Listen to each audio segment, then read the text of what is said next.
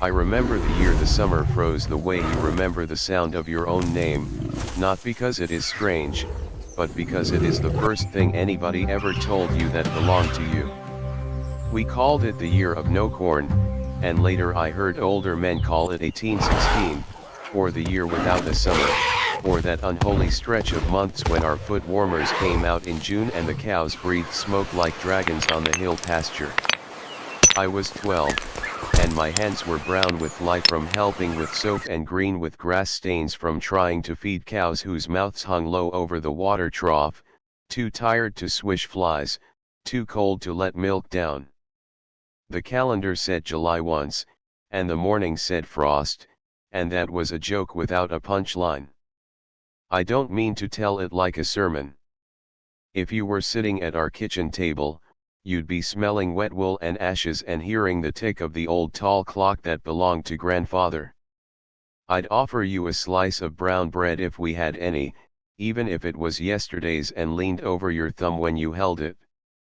Our kitchen then had a hearth you could stand in, black with soot and bright with iron, a crane for hanging pots, and three-legged kettles you could tuck coals under.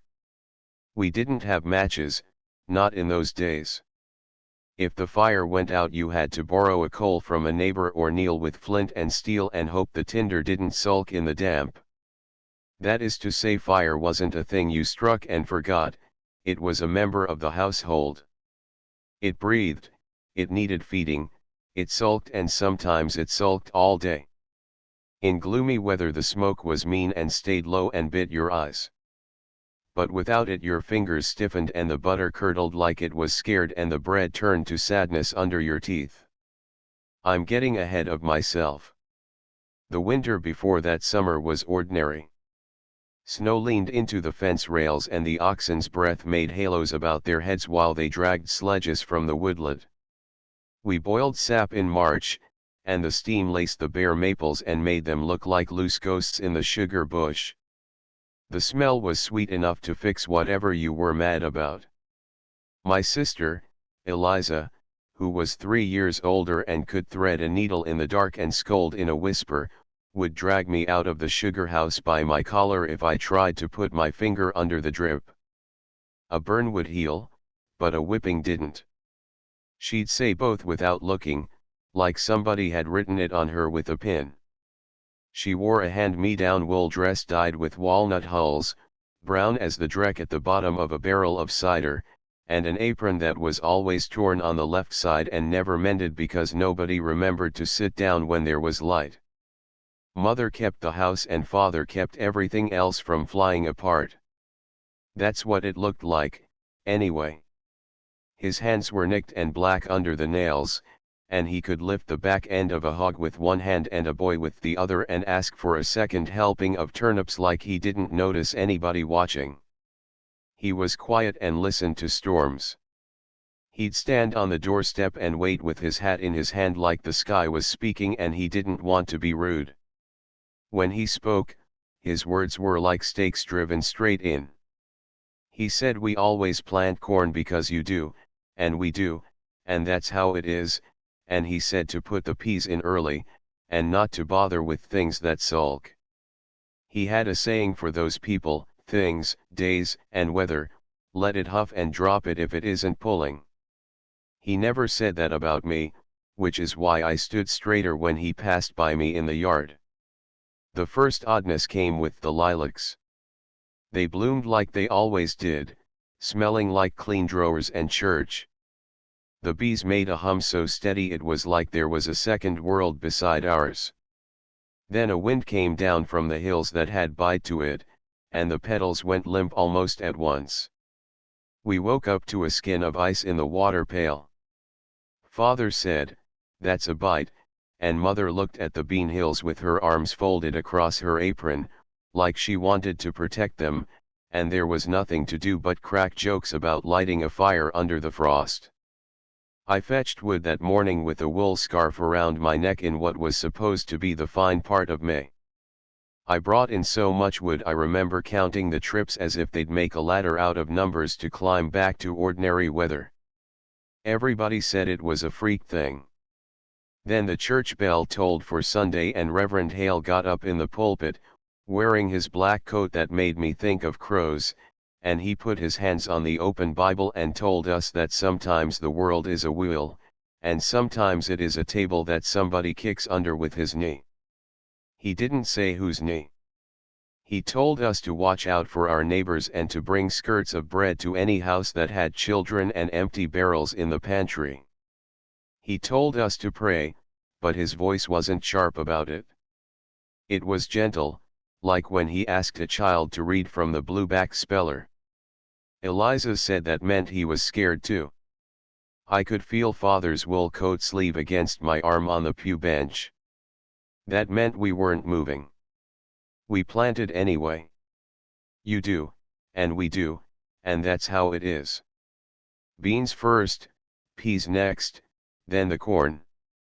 The dirt was cold and mean and clung to the hoe blade like a child to your leg when company comes. The cow ground their teeth at their stalls and swished their tails like they were counting. To drink, they put their noses down slow, and their breaths made bubbles along the rim of the trough. I kept the seedlings covered with anything we could spare, the old bed ticks that had been patched 5 times, a ragged quilt whose stars had fallen out because even stitches can get tired. We weighed them down with stones and every morning we took the covers off like they were babies who might complain. Sometimes they did. That cabbage looked gray at the edges as if it had changed its mind about being a plant. Then it snowed in June. Not a storybook snow either, not fluff. It came down like regret, small and unkind, and the flakes hit your sleeves and melted without shining. The chickens stood in a huddle under the eaves and made noises like toothaches. The whole place went quiet. Even the river seemed to whisper and then stop, as if it were listening to us freeze. I remember the smell of it, a sort of mud and smoke and wool smell, and the way our breath made shapes before it got tired and went away. That day we put coals into the foot warmer and set it under the table and ate supper leaning over it so that heat got up under our shirts. It was a stew made from what hadn't sulked yet and a scatter of meal we saved in a jar.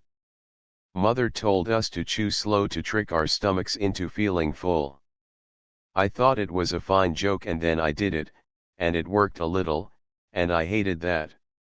Some men said it was witches, and then laughed and said witches wasn't the word, but the laugh had teeth in it. Other men said that a mountain far away had exploded and shot ash into the sky so it walked around like a ghost between us and the sun. Schoolboys wrote poems about it on slates, poems with quills and sorrow and rhymes that hit like stones skittering across a pond. The store in the village tacked up a paper with the price of flour and corn and then tacked up another paper and thanked you to bring cash and then tacked up a third paper and didn't bother to thank you. A peddler came through with bellows, tin ladles, a hand mirror, and a story about Switzerland where the cows had bells like silver and there was a lake you could look across like a plate. He said the people in those parts were starving, and that young ladies of high standing were trapped in big houses with nothing but their books and the rain. I said that sounded like something my sister would like and got swatted behind the head for being fresh. The dogs barked at the wrong hours. At noon they lifted their noses and whined low, like the evening was creeping on its belly through the grass. The sun would come up and look old, like somebody had worn it smooth. The birds didn't sing like they used to, and the cuckoos were late, and the whole day felt like when you put your hand in a glove and there is another glove inside it and you can't feel the world at all. We dressed in layers in the house and sat close. You could see your breath almost every morning. On some days the fog let down into the dooryard and didn't get up again, as if it had errands to run among our chores, and when it was finished it was too tired to climb the hill. We weren't starving like in books, not like the pamphlets that came tied in twine with big words and lists. We had a larder with jars and a barrel of salt pork we had to be careful with, and the hens kept laying even though their feet were insulted and they told us they were insulted every day. We had apple butter from last fall and onions that had gone soft but could be sliced if you kind of coaxed them as if they were shy. With care and with scolds, father could get a cow to give enough milk for butter if he warmed his hands and spoke to her and pretended not to mind that the stool was cold. We foraged for sorrel and lamb's quarters because green was a handsome color to see and a miracle to taste. My little brother, Jonah, who was 8 and freckled like he had been dusted with flour by an angel with bad aim, found a patch of wild strawberries trying to be brave in the ditch along the road. He brought them home in his cap, grinning. Mother cried over those strawberries like they were a letter from God. I had a job that summer that wasn't on any list and didn't have a name. I watched the fire.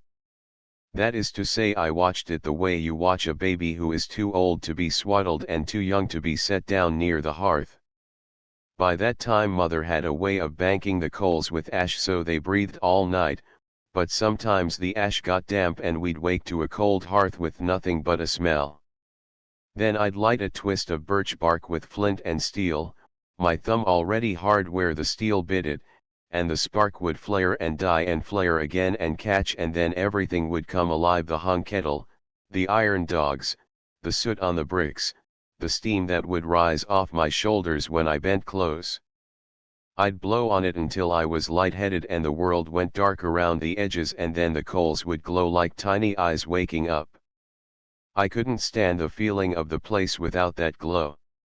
The house felt hollow without it. It seemed wrong to hold a spoon in a hand that wasn't warmed from the inside.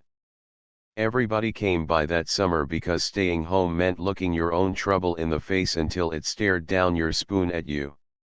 Mr. Cole from the next farm over stopped in most evenings, which meant we scooted around on the benches to make room without mother having to say anything. He took off his hat and set it on his knee and ran his hand over his hair so often I thought he might raise a shine on it. He had more to lose than we did, with a big potato field where the leaves went black and turned in on themselves like whispers whispered in them all night long. Potatoes I used to think were humble and steady could look insulted, if you can believe it. He traveled with father into town on days the sky looked less like a bruise and brought back news. In June, 3 families we knew loaded what they had onto wagons and said they were going to the Genesee country in New York or farther toward Ohio, where the land was rich like a cake and the snow had the decency to fall in its own time. Half the town stood by the green to see them off, because that's what you do when people move their whole lives onto wheels. Father and Mr. Cole stood with their arms folded, watching the backs of the wagons crawl smaller, and when they stopped being wagons and turned into dots I watched the way the 2 men were still and said nothing, like if they moved the road would take them too. Eliza said she'd go if father said we would, but you could tell by the way she moved in the kitchen that part of her wanted to stay and part of her had already tied a ribbon around her hair so it wouldn't whip her face in the west. She had friends and feuds and a way of making a room feel like a dance if she wanted it to. She also had a streak down her back like a blade and never bent unless she wanted to. When mother worried in a small way, biting the inside of her lip and smoothing her apron, Eliza went practical as a hammer to a nail. She mended and fetched and found the one onion whose heart wasn't black with rot and set it on the table like a parade. She could argue a preacher off his text if she wanted. I think Reverend Hale knew it and got his jokes ready when he saw her shoulders stiffen. Lessons still happened. Our schoolhouse leaned a little but kept us. I sat there with my slate in my lap, practicing my letters while my breath fogged the edge near the window. Mr. Pritchard rapped the ferrule on the edge of the table when our jaws went to yawning and told us to stop looking out at the sky like it was a person we loved leaving the yard. He wore the same coat until it grew polished at the elbows. We had the blueback speller and recited by the barrel of wood he kept by the door, the one with a lid to keep the boards from walking away. Once he brought in a tin of something sweet and shared it around, a bit for each of us. He said it was to help our minds not be so hungry. Mother made lye soap in the yard behind the house by the leach barrel with its belly button plug at the bottom, and the smell reached up the hill and slapped you even if you kept your head down. We made more than in spring because dirt clung to everything like it was afraid of being left alone. The pot boiled and churned like an angry thing. The dogs, who were not fools, gave the yard a wide berth.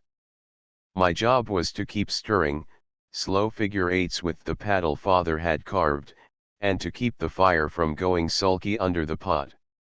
I could feel the heat on my shins and the cold on my back, and I thought, this is June and I can see my breath, and Mother is boiling soap to keep us living like we do. Little bubbles popped on the edge like secrets being told, and I counted them and lost count and then counted again to keep from feeling like I might cry from the sour smoke and the way my thumbs were wrinkled with cold. The river didn't freeze, not all the way, but it wore a film some mornings like a skin, and when the sun touched it the whole thing went gray as if it remembered being winter and decided it missed a friend. Father took me fishing with the raft pole and a willow stick, and we stood with our boots caked in last year's mud, and the cold crawled up my legs until I knew what old men talked about when they rubbed their knees and made faces. We caught 2 trout and an eel that came up coiling like a rope that had learned a dance.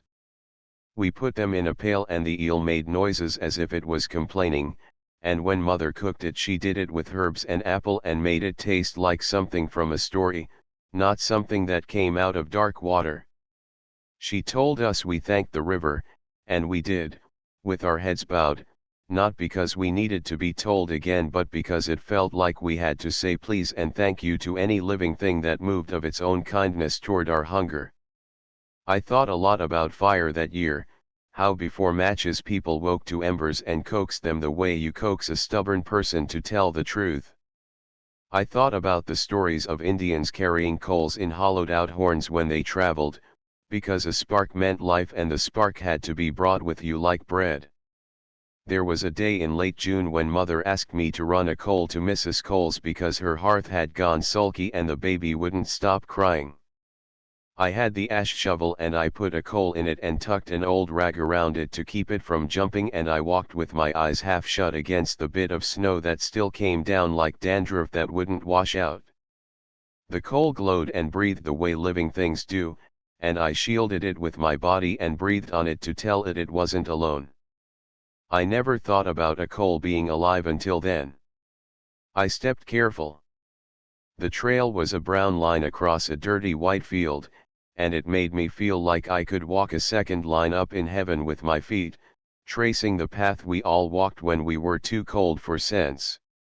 I reached Mrs. Cole's and the baby's cries were such a cutting sound that I felt it through my teeth, like a file. I tipped the coal onto her hearth with a pride I can feel even now. The flame fattened and then it didn't. Mrs. Cole's face went soft like I had told her an unbelievable story that she wanted to be true. Some days, the work felt like we were feeding a mouth that ate all the time and never filled. We hoed and pulled stones and mended fences and kept our heads down and watched the sky with the corners of our eyes. People stopped pretending. If you had extra you left it at somebody's door with a note in a hand that could be anybody's. The note always said the same thing, take what you need. There was one day when I saw that same writing in 3 different places and I knew who it was by the way the leaned too far forward like a man hurrying down a hill, and I didn't say a thing because secrets can be warm too, and sometimes warmth is what it takes to keep a person alive. Sometimes, on nights when you could hear the owls arguing and the cows talking in their sleep, Father and Mother would sit by the hearth after we went to bed and whisper. We weren't supposed to hear, but of course the house was a person too, with ears and bad habits. Father said there was land west and maybe the right thing to do was to take the children and what we could of ourselves and go. He said he had a brother in the Genesee country who wrote about wheat that grew like a storybook thing and rivers that didn't sulk. Mother said she had graves here and her mother's quilt and the rocks she knew by heart and a Sunday dress that was more decent than fine and 2 skirts for Eliza that were mostly mended. She said she didn't want to go north of her own bones. Father didn't say anything for a long time. Then he said, "We will do what keeps us decent." That was a fine thing to say and a terrible thing too, because sometimes what keeps you decent is a thing that scrapes your knees with its sharp. Eliza lay still as a cat in the bed we shared, and I knew she was listening like I was, and she was counting what she would leave behind and what she would put in her bundle and what she would pretend not to be sorry for. I went to the meeting house whenever the bell tolled, because when there is no light that seems to carry into you, you go where words catch. Reverend Hale preached from Lamentations, and then he closed the Bible and told us about the time when he had been a boy and he'd fallen through the ice in January and the feeling he had when he was pulled up again by his father's hands.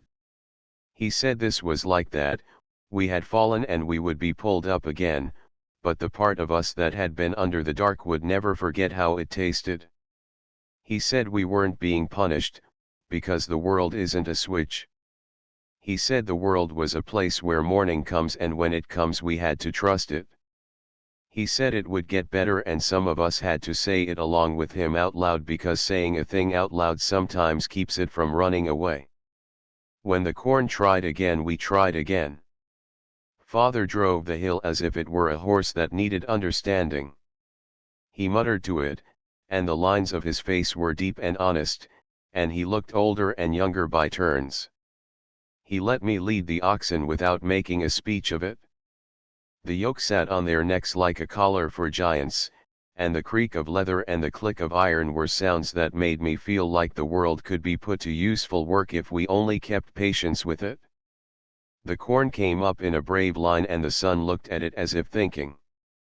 The wind came down out of the north with an attitude and sang a song I didn't like.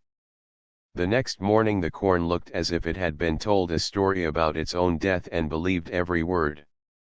We saved what we could. We cut the corn for fodder and dried it and put it up where the mice could sigh with the impossibility of it. We ate green apples slowly and pretended the pucker made us handsome. We scrounged where we had never scrounged. We traded stories like blankets. We pulled a log to the clearing and burned it and cooked on the coals and pretended we were camping, because I thought that was a glory, and Mother could not help being cheered by any story with an order to it and any fire that did what it was told. Father and Mr. Cole built a rack and burned brush to make potash, gray as an old man's beard, and sold it in a barrel to the ashery in town, where men with black fingernails could say how much lye a barrel had in it by the way it felt against their palms. The money bought flour and nails and a packet of needles and a tin cup Eliza had no use for but kept because it made her smile. One day in late July the sun came out honest and stayed. You could not have convinced me it would the night before. The morning unfurled like somebody had ironed it. The air smelled of warm pine boards and old milk and crushed mint and the dust that rises from a road and lies down again simple and contented. We opened the windows and the flies remembered themselves and the dogs chased their own tails as if it were a plan. We washed everything we owned and draped it on bushes and rail fences and the lines in the yard until our house looked like it was making flags for a country I wanted to live in. We laughed for no reason, and when we sat down to supper our spoons moved fast, and the stew had a haste in it that felt like a gift. That night I lay on the pallet and watched the light move on the ceiling like water and thought, this is what it will be like now, this is what it will be like. The next morning Frost smiled and we got up and went to work. We had a dance anyway, because sometimes a person has to say no to sorrow in a way that uses the body as well as the mouth. The fiddler who lived by the mill came with his case and a bottle and his cap over his ears as if the idea of a cap could do any good. We set up in the barn with its sweet smell of hay and the sour that comes from cow and the split light through the boards. Girls wore shawls over dresses and boys had boots with their socks turned down over the tops because somebody told them it looked smart. We passed a hat and then passed a plate of something sweet that didn't ask what it was beyond sweetness. We danced reels and jigs and an old round that made us stop in the middle and stamp twice and clap. We stomped until a bit of snow sifted down through the roof cracks, and we stomped with that snow in our hair, and we sang, and father smiled in a way I had not seen since maple boiling. I danced with Eliza, and she leaned up and said into my ear, "We will be fine," and I did not believe her and loved her for lying to me in a way that held me up. Toward the end of summer the garden gave us a surprise bowl of beans some mornings when the days forgot themselves and were kind for 6 hours at a stretch. A hen hatched 4 chicks whose feet were like little gray gloves. We found a jar of preserves at the back of the larder we thought was spoiled, but it wasn't. The alder by the bend in the river leafed out again like a stubborn man who put his boots back on and said he had work to do. The sky went higher some days. You could see the thin moon at noon like a button on a gentleman's cuff. We wore our hopes thin like boots and patched them. We went to church and said the words and sang the hymns, but softer, because a person had to save their voice for calls and warnings. The meeting house smelled like old wood and wet wool, and there was always one baby who fussed and one child who slept with the back of his head on the pew rail and mouth making fish faces like dreams had put him under water. Once, a letter came from father's brother in New York, folded like a secret and sealed with red wax that looked like a tongue.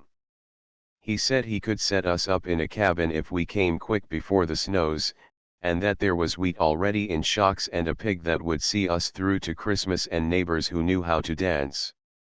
He said there was a mill that didn't have a habit of sulking and a sky that minded its manners and corn that grew tall enough to look a man in the eye. He said, "Come." Father read it to us by the fire one night when the wind was being rude and trying to get in every crack in the house. He read it twice and then folded it slow and held it for a while and then set it on the mantel where we could pretend to forget it while we watched it the way a person watches a bruise on his skin to see what it means about tomorrow. I saw father look at mother and it made me feel like I was older and younger at once, watching 2 people measure the path that would keep us decent. Eliza said if we went west, she would write in a book every day and not just keep the words in her head. She had a pen and a quill and she could make the ink behave. She said she would write about the cold and the days that laughed and the way we carried coals like babies and the way a field can look at you with a face. She told me that if we stayed she would find a way to get the town to hire a proper school mistress, because Mr. Pritchard was fine for letters and numbers but he tried to teach the girls not to talk so much and that was either a sin or a shame. She said she wanted a shawl with a particular fringe and that she would trade a loaf a week for a month to get it. She had a way of making a little thing like a fringe stand for a large thing like a future. By September I had learned the sound of frost on leaves. I don't know how else to say that. It was like salt being thrown onto a hot griddle, a kind of brief, unkind music that made the hair on my arms rise up. I had also learned the look of hunger turning a friend low and mean.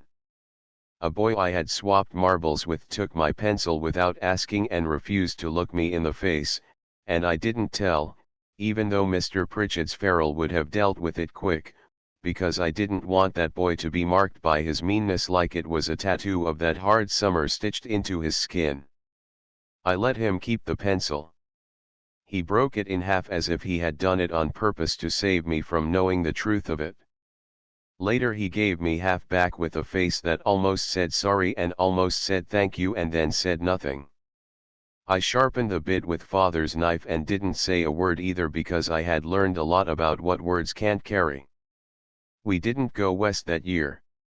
I suppose I spoil the story by telling you. Winter came honest and in its own time. It wore bells on its shoes and made a fuss. It brought out our sleigh and our long mufflers and the sound of hoop sticks on the green on the cold days after Christmas when even the bad mischief stayed home. It brought out the foot warmers for proper use. The sky went blue in good time, and when the wind bit, it bit straight and left your cheeks shining. The meeting house stove burned hot enough to hear it hum if you let yourself listen for it. The first time the snow came down for real in December, a silence fell over the house that was a kind of reverence, like you might have for a person you trust. I could almost hear the maples out front breathe in and out and settle against their fate. Father said grace that night longer than he usually did and thanked the Lord he didn't name for ordinary things done in their ordinary order. Then he thanked us for doing our share and making it to the end of a hard season without shaming ourselves. Eliza set her jaw and looked like somebody who had decided something brave and already made up her mind not to tell anybody in case they cried. I carried that summer like a coal in a horn. I still do. I learned that year that sometimes the world is colder than is polite and sometimes it isn't anybody's fault. I learned that the fire on the hearth is a stubborn friend if you treat it kind. I learned that my sister could ride sorrow like a skiff over a mean river and land on her feet, and that my father could carry silence as if it were a sack of grain, and that silence could feed you if you ate it slow. I learned that some men keep their voice for the end of the day and use it like a tool then, and that some women will invent the future out of an onion and a needle and a leftover ribbon without telling anybody that they are doing more than making supper. I learned that children can carry things adults think are too heavy if you hand them to us without making a speech, and that we will surprise you into loving that fact about us in a way that makes your throat ache. Years later, they told me the name of the mountain that blew. They told me the winds and the words for the things winds carry, and why the sun sat behind something like a veil and came out gray, and why the swallows didn't trust their dates, and why the price of flour could climb like a boy up a tree. They told me and I nodded and said thank you and wrote the names down so I would have them to bring out when somebody asked a sensible question at a sensible time. But in my bones I knew that the reason we didn't do something foolish and the reason we did do something brave was a matter of stubbornness and kindness and a kind of small, daily hope that is the exact size of a coal on an ash shovel on a cold day in June. You cup your hands around it and you walk just as fast as you can without running so you do not blow it out, and you send your breath in toward it, and when it looks like it wants to die you tell it something true: I am here, I am carrying you, you are not asked to do more than burn. When the world turned back toward itself and the days lined up and learned to button their coats when they were told, we looked around our small house and it looked like itself again. The tall clock ticked with a sound that made sense, and you could put your hand on the table and feel wood, not cold, and you could pick up a spoon without thinking first about what it would cost you. We put up our harvest, humble as it was, and set our boots to drying and stopped doing sums in our heads about who would get more if it came to it. We had a little dance in January too, after Epiphany, because by then the snow was good honest snow and the world knew how to wear it, and the fiddler came with his cap off and his hair licked down as if he were trying to look growing up again. Somebody baked donuts and fried them in lard and rolled them in sugar while they were hot. Mr. Cole told a joke that made Mother cover her mouth and Father grin slow. I danced with a girl with a birthmark like a question at her temple, and then I forgot it was there because her laugh was a sound that told the future. No one said we had been through a thing that would find its way into the papers and into letters written by people with better words. We had been through a thing with coals and frost and elbows and onions. But I said to myself that I would not forget the feel of the ember on the shovel and the steady, breathing weight of it and the way it drew the light toward it when the day had gone sulky. I said I would keep it with me, like men keep a lucky stone or a knife or a fact about themselves they don't mention at supper.